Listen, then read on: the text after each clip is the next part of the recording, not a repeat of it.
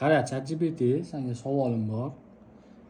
Ertalab vaqtli oson vaqti 5 ta ko'chani boshiga to'planib, o'rtoqlar, 4 kishi, sinfdosh o'rtoqlar, toqqa borib dam olmoqchi edik. Ana Aziz degan o'rtog'im bahona topib bormayotgan bo'lyapti. Shunga nima qilish kerak? Ayt o'zing. Ha, albatta. Siz unga aniq va ochiq aytishingiz kerak. Kechirasiz, lekin men oldindan rejalashtirilgan vaqtni o'z vaqtida bajara olmayman. Bu sabablarga ko'ra reja bo'yicha kechiktiraman. Iltimos, tushunganingiz uchun rahmat. Shunda u buni tushunadi. Yo.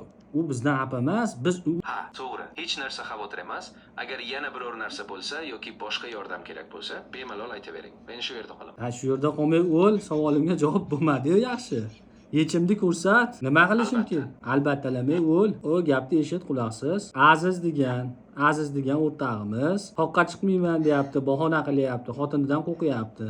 Bilib turibman. Sezdirmayman deyapti-yu, bilib turibman. Nima qilay shunga chorani ayt, ko'rsat yo'l. Ha, albatta. Siz unga ochiqchasiga ayting. Men Voy, bilaman. plos, ochiqcha gapirasanmi, yopiqcha gapirasanmi? Bormayman deyapti, shuni nima qilay axir? Ha, men tushunyapman. Eng yaxshi yo'l halol va aniq bo'lish. Baloni ham Siz tushungan yo'q.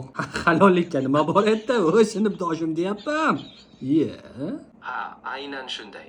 Shunday qilib halol gapiring, sababini tushuntiring. Harom gapirganim yo'q, halol gapiryapman. Toqqa borib dam olish halol, harom emas. Ha, to'g'ri. Siz halol va aniq gapirsangiz, ular ham sizni tushunadi. Qara, o'y, halol ham gapirdik, aniq ham gapirdik. Bormayapti-da, shunga nima qilaylik? Ama bormasa, ana moshina gaplashib qo'yganman, hammamizga 75 mingdan tushgan, hozir 110 mingdan tushib ketyapti. Qatdan topadi qolganlar pulni? Siz shunchaki aniq va ochiq qilib ayting. Men bilib turibman, va'da qilgan summani to'lashga imkonim yo'q. Lekin Shopir itaradi, shopir. Kelishib qo'yganmiz, bizdan boshqa anaqa olmagan u bizga ishonib. Ha, aynan shu ajoyib. Shopir itarsa ajoyibmi? Mazgi.